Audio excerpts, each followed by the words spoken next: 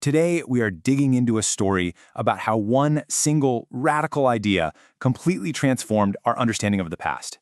It's a story that doesn't start in some dusty trench, but in the pages of a book. And it asks a question that changes, well, pretty much everything we thought we knew about the things our ancestors left behind. And here it is. This is the book. It's called Symbolic and Structural Archaeology, and it was edited by a guy named Ian Hodder. Now, in the early 80s, this collection of essays landed like a bombshell. I mean, it seriously challenged the very foundations of archaeology and proposed a totally new way of looking at the past. And this is the question at the absolute heart of it all. Is an ancient pot just a tool for cooking? A simple functional object? Or could it be something more? Could it be a message, a symbol, maybe a piece of some hidden cultural code? This one question kicked off a huge debate, and today we're going to unpack it. Okay, so to really get why that question was such a big deal, we have to rewind a little bit. We need to look at what archaeology was like back in the 1960s and 70s. The main idea floating around was something called the New Archaeology, and it basically saw society as a giant, complex machine. The theory driving this machine-like view was called functionalism. The idea was to look at ancient societies almost like they were biological organisms. Every single piece, every tool, every ritual, every social rule was thought to have a clear, practical function that helped the whole group adapt to their environment and, survive. This quote here from Louis Binford, who was a huge figure in the New Archaeology, sums up the whole thing perfectly. He called culture the extrasomatic means of adaptation. Now, extrasomatic sounds complicated, but it just means outside the body. So in this view, culture isn't about ideas or beliefs, it's just humanity's toolbox. A spear is a tool, a pot is a tool. Even a burial ritual was seen as just another tool, to keep society running like a well-oiled machine. And the ultimate goal here?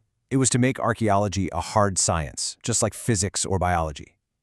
The hope was that by studying how all these different societies functioned as adaptive systems, they could discover universal, scientific laws of human behavior. Rules that apply to everyone, everywhere, across all of time. But you know how it is. This super logical, machine-like view of the past, it started to show some cracks. It just began to feel, incomplete. People started noticing that it was leaving some really important human stuff out of the picture. Critics, like Ian Hodder, started pointing out these huge missing pieces. The functionalist model had no room for cultural choice. It had no room for symbolic meaning. It basically treated people like mindless robots who were just reacting to their environment, totally ignoring their unique histories, their creativity, and the idea that the style of an object might matter just as much as its function. And this question really gets to the heart of the problem. Think about it. If a pot is just a tool for cooking, and you have two different groups of people living in similar environments with the exact same cooking needs, shouldn't their pots look pretty much the same? Well, they don't. They're often decorated in wildly different, unique styles. And pure functionalism? It had no good answer for that.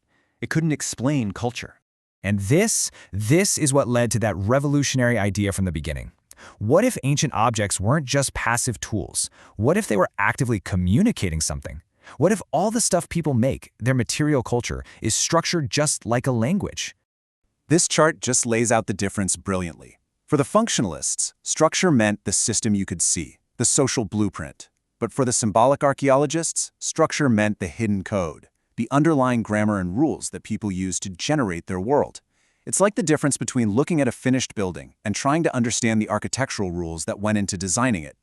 So here's the absolute game changer. Objects don't just sit there passively reflecting what people do. They are an active force. People use objects, the houses they build, the clothes they wear, the pots they eat from, to literally construct, reinforce, and sometimes even challenge their social reality. A crown doesn't just reflect royalty, it helps create it.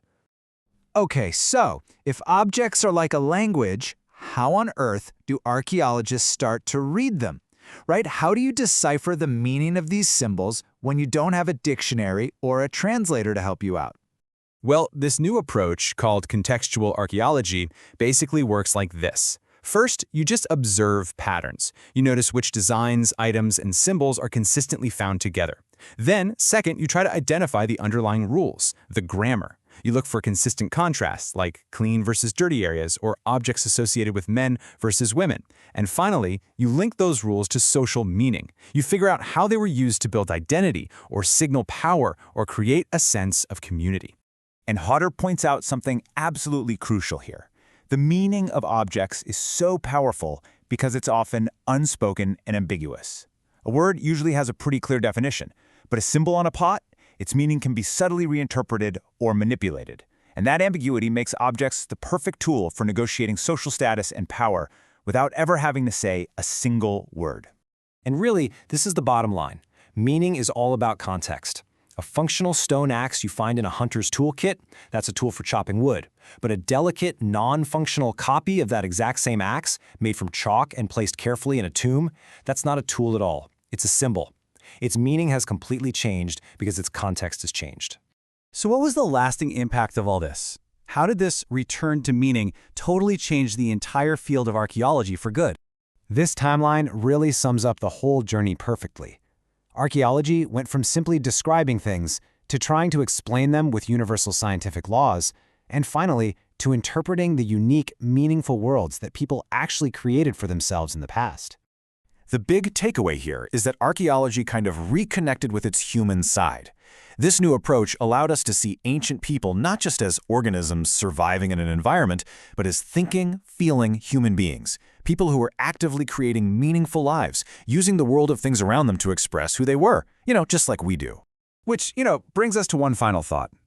If every artifact from the past is packed with symbolic meaning, if all those objects were part of a complex cultural code, what about our own stuff?